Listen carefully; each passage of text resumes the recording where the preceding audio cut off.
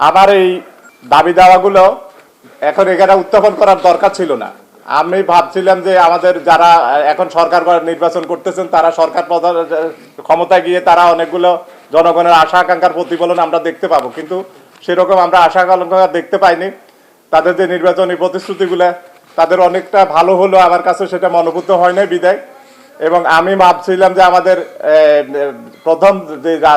প্রধান যে রাজনৈতিক দল বিএনপি এবং তার চেয়ারম্যান উনি নোয়াখালী জেলায় অবশ্যই সফর করবেন, কিন্তু উনি এই নির্বাচনী আমাদের এই বাজে তিনি আসেন নাই। অথবা ওনার মা যখন ছিলেন 91 থেকে বিভিন্ন নির্বাচনগুলোতে উনি নোয়াখালীতে রাত 3টা পর্যন্ত প্রোগ্রাম করেছেন। তো আমি যেহেতু তিনি আমাদের নোয়াখালীতে তার আমাদের অনুপস্থিতির কারণে আমাদের যে এখানকার দাবি দাওয়াগুলো ছিল আমরা যেটা তার কাছে পেশ করতে পারতাম সেটা আমরা বঞ্চিত হলাম। তাই আমি মনে করি যে তার কাছে আমার এবং যেহেতু বাংলাদেশের বৃহত্তর দল বর্তমানে বিএনপি এবং ওই দলের প্রধান হিসাবে এবং সরকার গঠন করার সম্ভাবনা প্রায় 90% আমরা ধরে নিতে পারি, সেজন্য আমরা সরকারি দলের হিসাবে ওই দলের হিসাবে প্রধান হিসাবে আমি ওনার কাছে এই দাবি দাওয়াগুলো পেশ করছি দেশবাসীর পক্ষ থেকে। আমার প্রথম দফা হলো 30 থেকে 40 লাখ মেট্রিক টন ধান সরাসরি কৃষকের কাছ থেকে কিনতে হবে। প্রতিমন ধানের ন্যূনতম মূল্য 1200 থেকে 1500 টাকা নির্ধারণ করতে হবে এবং ক্রয়কৃত ধান 25 থেকে 25 টাকা মূল্যে 30 লক্ষ গার্মেন্টস শ্রমিক সহ 1 কোটি হতদরিদ্রের মাঝে বিক্রয় করতে হবে।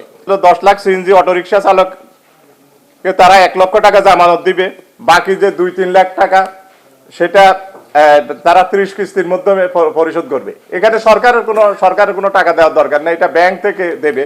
একইভাবে 10 লাখ রিক্সা চালককে দিবে এবং প্রতিটি বিভাগে মেডিকেল কলেজ, বিশেষায়িত মেডিকেল কলেজ হসপিটাল, এখানে আমাদের যদি 8 থেকে 8টা প্রতি বিভাগে একটা করে আমরা মেডিকেল কলেজ, বিশেষায়িত মেডিকেল কলেজ হসপিটাল আমরা তৈরি করতে পারি এবং সেখানকার ডাক্তার যদি আমাদের নিয়োগ দিতে হয় আমরা 20 বছরের জন্য বিদেশি ডাক্তারদেরকে নিয়োগ দেব। একটা সময় পর আমাদের ছাত্ররা ডাক্তার হয়ে ভালো ডাক্তার হবে এবং আমাদের বিদেশে যেসব ডাক্তার আছে তারা এখানে যোগদান করার পর আমাদের তখন আর বিদেশি ডাক্তার দরকার হবে না। আমাদের মোবাইল ফোনের কল রেট মিনিটে 30 পয়সা, একই অপারেটরের ক্ষেত্রে অন্য অপারেটর 40 পয়সা। সরকারি কর্মকর্তা কর্মচারীদের টেলিফোন ব্যবহার বাধ্যতামূলক করতে হবে। ইন্টারনেট ব্যবহার ফি কমাতে হবে। লাকসাম নারায়ণগঞ্জ কর্ডলাইন রেল চালুর মাধ্যমে আমরা ঢাকা চট্টগ্রামের দূরত্ব 90 কিলোমিটার কমাইতে পারি। আন্তনগর রেলের ইঞ্জিন ও বগির সংখ্যা বাড়াইতে পারে। আমাদের বিগত সরকার 85,000 কোটি টাকা রেলের 15 বছরে ব্যয় করেছে, অথচ আমরা যদি 50টা ইঞ্জিন কিনতে পারতাম। আমরা নোয়াখালী টু ঢাকা আন্তনগর নিজুমদ্বীপ এক্সপ্রেস চালুর দাবি করছি। বিগত ফ্যাসিস্ট সরকার আমলে বাধ্যতামূলক অবসরে পাঠানো বা চাকরিচ্যুত কথা চৌকস মেধাবী দক্ষ সেনা অফিসারদের চুক্তিভিত্তিক নিয়োগ দিতে হবে। বিনা মর্টগেজে কৃষকদের 20, 30, 50 হাজার টাকা লোন দিতে হবে। বিনা মর্টগেজে ক্ষুদ্র ব্যবসায়ীদের 1, 2, 5 লক্ষ টাকা লোন দিতে হবে। প্রতি উপজেলা ছাত্রছাত্রীদের জন্য 2টি করে সরকারি স্কুল এবং 2টি কলেজ স্থাপন করতে হবে। আমাদের এখানে আমরা দেখি যে নোয়াখালী জেলা স্কুল বা গার্লস স্কুল, সেখানে ছাত্রছাত্রীদের ভর্তি করার জন্য কীরকম চাপ সেটা, বা নোয়াখালী কলেজে ভর্তি করাতে গেলে কীরকম চাপ সেটা আপনারা সবাই ভালো জানেন।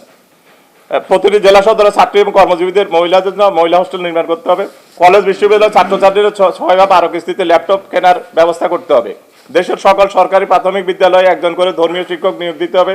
হাফেজদের এক্ষেত্রে অগ্রাধিকার দিতে হবে। বিশ্ববিদ্যালয়গুলোকে গবেষণামূলক শিক্ষা ব্যবস্থার জন্য প্রয়োজনীয় সকল উপকরণ, যন্ত্র এবং সুযোগ সুবিধা বৃদ্ধি করতে হবে। ভালো স্কুলগুলোকে একাদশ এবং দ্বাদশ শ্রেণী চালু করতে হবে। প্রাথমিক শিক্ষাকে 8ম শ্রেণী পর্যন্ত বাধ্যতামূলক করতে হবে। ব্যবসায়ীদের অর্থে প্রতিটি ইউনিয়ন পৌরসভায় আধুনিক সুপার মার্কেট করতে হবে।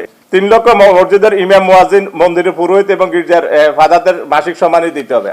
দক্ষিণ পশ্চিম জনগণের সুবিধার্থে দ্রুতগতি সম্পন্ন ওয়াটার ওয়াশ চালু করার কথা বলছি।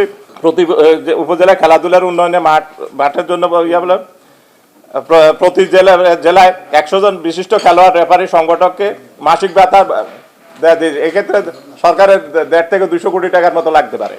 250 শয্যার হাসপাতালগুলোকে 500 শয্যাতে উন্নীত করা। প্রতিটি উপজেলায় প্রবাসীদের জন্য আধুনিক প্রবাসী পল্লী স্থাপন করতে হবে। মাতৃকালীন ছুটি বৃদ্ধি করতে হবে। প্রতি জেলায় ডে কেয়ার সেন্টার গড়ে তোলার কথা বলা হয়েছে। শ্রমিকদের অর্থে 100টি গার্মেন্টস প্রতিষ্ঠার উদ্যোগ নিতে হবে। এমন সময় দেখি যে পাকিস্তানে আমি আমাদের স্কুলের মাঠে আসলো, আমি চাইতে উনি এই সুমন না না এত চেষ্টা করি সবাই একদম না Stella featuring next level. Well done, side by side, free.